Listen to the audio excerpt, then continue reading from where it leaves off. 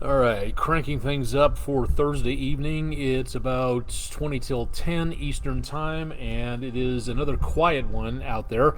So, for right now, things are going to be very much on the mild side and not entirely too much to report where it comes to weather in and around the Tennessee River Valley. I'm Chief Meteorologist Austin Onick. This is our exclusive video weather blog, Weather Overtime. If you've been joining us for the last couple of weeks and months, you know that, again, this is where we try to answer everybody's questions, whatever questions may be asked about local weather and what's going on. So if you have any questions, please drop them into the comments section. We'd love to know what you're thinking on this. We'll be posting this again to our website, wdef.com/weather. And if everything works, we should be going live on Tumblr at about 10 o'clock this evening, but we may also be taping some stuff in the studio here. So stay tuned and we'll get you the weather as we go throughout the rest of the evening. Things are very much on the quiet side downtown. We also see, again, some very hazy conditions out there thanks to wildfire smoke. It's not a health concern at this time. The air quality, according to the Hamilton County Health Department and their website, showing air quality in the area at a moderate level earlier, so we're not seeing any big problems, at least for here. CHI Memorial Stadium camera traffic at the 2475 junction is moving along very nicely at this time. So for the time being, a dry evening with no problem with travel going on across much of the area. And from Island Cove Marina and Resort, not too bad. Again, hazy skies. A few stars barely visible out there, but with the haze in the way, difficult to see everything going on. Not exactly the clear, cool conditions we saw of just a couple of weeks ago. Mid 70s, upper 70s, in fact, very much on the dry side out there with, again, humidity at about 42%. The cause of that is the winds out of the northeast, and that is going to be giving us the dry conditions and the potential for some more wildfire. That smoke out there is going to be the main concern, and that's why we have some steely light blue grayish skies out across the area instead of the usual sky blue that we can have. Some of that is due to local wildfires. Again, not a great deal going on. Give my computer a chance to catch up. It takes a little while for this system to get going. So let's take a look and see. Again, we've got a few areas of smoke blowing through that is from localized southeastern United States wildfires, but a good portion of the higher amount of smoke that we have been seeing over the last day or two has been mainly thanks to an area of high pressure circulating around Hudson Bay, southeastern Canada, and that's helped to push a lot of the smoke down to the south. Now, we don't have much coming in anytime soon, but these fires out into Alberta, Saskatchewan, in that area, lots of smoke coming in from a lot of fires that are still uncontained. So this could be going on for weeks at this point and not seeing much of anything in the way of relief anytime soon. So for the time being, it looks like most of what we're seeing excuse me, this has been a bit of a problem for allergies out there. Excuse me for doing that. I think that's the first time I've sneezed while I'm on air, and that might be due to some of the smoke out there as well. So gesundheit to me. Looking at the rest of the next few days, we'll be seeing some changes coming up where it comes to the temperatures up and down. We'll talk about that coming up in just a little while. Almanac, almost spot on for the entire day. 83 the high, that's exactly where we should be. 57, a little lower than normal, nowhere close to our record high, about 12 degrees beyond that, and a record low that hasn't been broken since 1925. Very dry right now. We could definitely use a little bit more in the way of rainfall. Whether or not we pick any of that up in the next couple of days, a little bit on the iffy side there, and not doing too good overall where it comes to rain for the last month or so, so we could definitely use some help on that. From Point Park, way up on top of Lookout Mountain, thank you, Bruce Drally, hope I'm saying that semi-correctly. That's our West Shore home weather window picture of the day, looking over the bend in the Tennessee River and back toward the city of Chattanooga off there in the distance. If you've got weather pictures, again, we would love to see them. and share them and show them to everybody. Send them to us at pictures@wdef.com, or just drop them into the comments section on Facebook, Twitter, or Instagram. We'd love to see them. We'd love to show them, but we can't show them until you send them to us. So you kind of see the problem that we're kind of working with there. So for right now, again, decently quiet as we go into the rest of the evening with a little bit of haze out there, kind of like our picture that you just saw.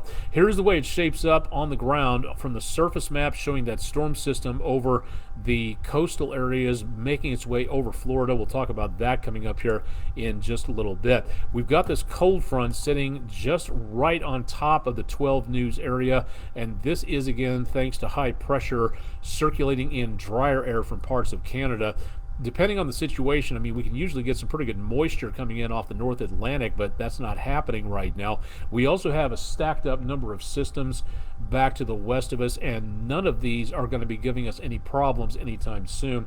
It looks like that most of what we're going to be seeing is going to be circulating around with this system, wandering around through the East Coast states in the next day or so and into the weekend and just beyond. These are going to be stacked up back to the west. They're very weak. They're not going anywhere quickly, and the next best chance of any of these storms making their way into and around the area of the southeastern United States, that's going to be until next week before we really see anything coming in from off the Pacific.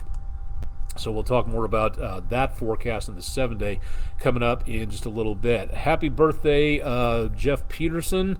Watching hockey tonight. Don't know about your team of choice. I usually root for the Avalanche myself because I've got a lot of friends and some relatives out in Colorado. So picked up a jersey last time I was out that direction, about the time they last won the Stanley Cup. I recall that was about 1996, somewhere in there. So it's been a day or two since I've been out that direction. Got to find my jersey back one of these days too. So happy birthday to you. Next 72 hours, putting everything into motion. Again, we'll see dry conditions for tomorrow morning. A bit on the brisk side, temperatures in the mid to upper 50s to lower 60s. Tomorrow is where we start to pick up more of an opportunity for showers and thunderstorms, although it looks like most of that is going to be going from the Carolinas through Georgia and into northeastern Alabama. Possible that some of that could wander into southeastern Tennessee. We'll see how that fares out, but again, through tomorrow afternoon, drive time and afterwards, I would watch for the development of more chances of showers and thunderstorms out there. Through the forecast into Saturday morning, quiet, some clouds, clear skies mixture, cool enough with temperatures back in the mid to upper 50s. More clouds possible by early Saturday afternoon, and temperatures, thanks to those clouds again, will not be quite so high, blocking out that sunshine. Watch what happens, though, as we go into Saturday night, especially back to our east.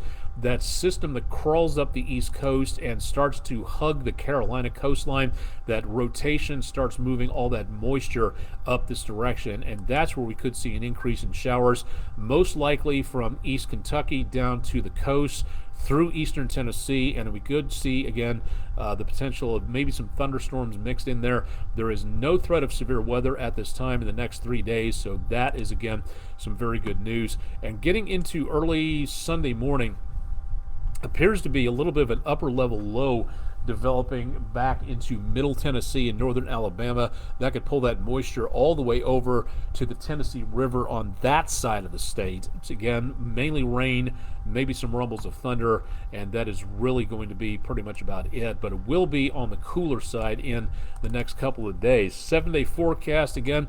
Excuse my scratching my nose a lot. The allergies are driving me up the wall tonight. We've got, again, some temperatures taking a bit of a dive as we go into Sunday. Numbers back in the lower 70s. That is decently about a category below normal, so that's not bad. Isolated chances of showers and thunderstorms into the weekend itself. Now, as of right now, the majority of the computer models are not putting any thunderstorms in for Memorial Day Monday. Here's hoping that holds, but again, as forecasts have the tendency to change over time, it's a good possibility we may see some thunderstorms here in the next round of forecasts. So keep it tuned. Chip Chapman will have your forecast bright and early tomorrow morning at 5 a.m., so stay tuned for that and his update on things. We also see the temperatures on the way back upwards again. Not exactly record breaking, but definitely not where we have been, and definitely above normal, which again is about the lower to mid 80s or so. It's a good possibility that the next weekend, the first weekend of June, we might see the potential of some stronger weather coming through, maybe some thunderstorms, and also some much warmer conditions, as in 90s. And as far as I remember, we have not hit 90 degrees just yet in this area officially, but we are heading towards that in the course of the next several days and weeks. We are getting into, again, summertime. Next Thursday, if I'm not mistaken, the 1st of June on Thursday, that marks the start of meteorological summer, and the hurricane season starts for the Atlantic. So we'll see how well that turns out where it comes to, again, keeping track of the weather. That's where we turn the seasons, meteorologically speaking. Astronomically, summer begins on the 21st, but for meteorologists, climatologists, meteorological summer begins on the first day of the month that has the turnover of the season. So that's why you'll hear us talk about meteorological winter, spring, things like that, and that just involves the turnover. It's good for record keeping more than anything else. Gives us an opportunity to look at things on a month-to-month basis on those months that include the turnover going from one season to another. So kind of good to be able to have that available out there. All right, going back to the East Coast states for just a minute and segueing into the tropics. The system the National Hurricane Center has been watching, it's not a tropical storm and it's not a hurricane. It's not expected to become that. The waters of the western Atlantic are very much on the warm side. So as this tracks its way a little farther up to the north, it's then going to take a left-hand turn and curve its way into the Carolinas. So that is where we begin to see the potential of more rainfall. Again, remember that low pressures in the northern hemisphere have the winds around them rotating counterclockwise. So as this moves up, high pressure north of us rotating clockwise, those two systems will work together to push moisture from off the Atlantic and over portions of the eastern U.S. and back into the Appalachians. That's where we're seeing the potential of the heaviest rainfall coming through as we go again into around Saturday and Sunday. Sunday into Monday, the chances lessen a little bit, but there will still be the potential of some rainfall and maybe some thunderstorms decently close to the area before everything begins to clear out late Monday and into around Tuesday. We may see the potential of a few more showers and thunderstorms out there. What this means is for our forecast, if there is an increase in the potential of thunderstorms, everything involving outdoor activities, we've got, again, vacation going on, we've got summer camps, the end of school, graduation, athletic events, a lot of people being outdoors. It's time to watch out for lightning. If thunder roars, go indoors. It may sound like a stupid poem, but if it saves people's lives, again, I'm all for it. So keep an eye on that section of the weather, and we'll watch the tropics for you to see what is going on out there. At 11 o'clock today, NOAA, the National Oceanic and Atmospheric Administration, issued their 2023 Atlantic hurricane season outlook in a news conference today, and it looks like for right now, according to what is going to be expected, the National Hurricane Center and NOAA is expecting a just about near normal season for, again, the possibility of anything involving hurricanes. And as of right now, part of the reasoning for that is the idea that what we're looking at is going to be the potential of less in the way of hurricanes out there. Named storms 12 to 17, actual hurricanes, that storms that are become tropical storms get names, and then if they become a hurricane, then 5 to 9 of those storms may again reach hurricane status, category 1 through 3. When you go over category 3, you become a major hurricane, and 1 to 4 of those storms that form as hurricanes will make their way to major hurricane status. So for right now, 40% chance of this working out to be a right about average season. even money being above or below. So for right now, the mathematics are favoring the potential of a near normal season. Part of that is due to the El Nino effect going on, to where over in the Pacific the waters are heating up close to the western South America coastline, and that air above that warm water can have an effect downstream over the Caribbean, the Gulf, the Atlantic, and it can do a very good job of dropping the number of hurricanes that form. Now, it also depends on things like atmospheric dust. It depends on the water temperatures. It depends on a lot of things. El Nino looks to be kind of the monkey wrench in the works at this point in time to drop the number of hurricanes. Not a bad thing, but with the warmer water out there, we could see stronger storms more often. But for right now, the official forecast is for near normal, even with El Nino coming on through. And it's looking to be, from what it seems right now, to be a strong El Nino effect, which could be, again, a bit of a problem for the forecasting going on.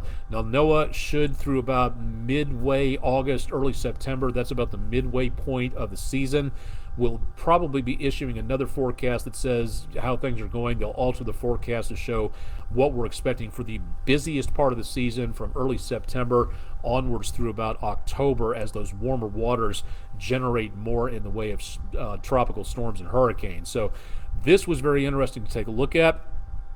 If you would like to take a look at the issuance and what goes on and find out more about what actually happened, all you have to do is go to my social media pages, and I'm on a lot of them, so we posted this to as many as possible.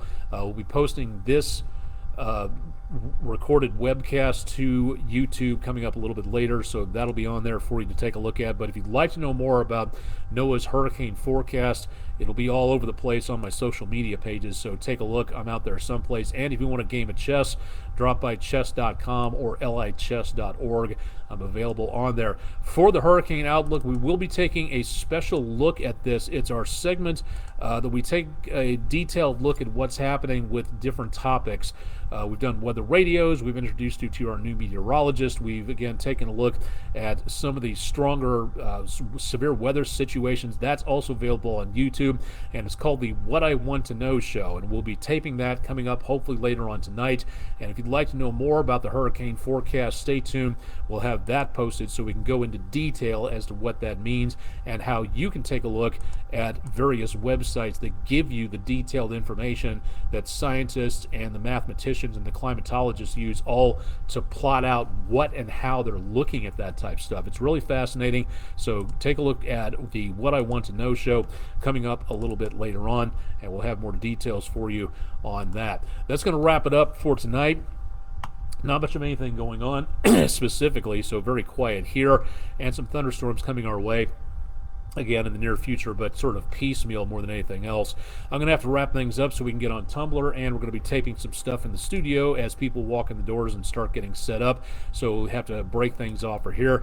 I'll be on live tonight at 11 o'clock with your update. Chip Chapman has your forecast bright and early tomorrow morning at 5 a.m., so stay tuned for more there. And of course, we'll have more available on our website at wdef.com/weather. Thanks for joining us on Facebook tonight. Stay tuned for more with News 12 on air and online.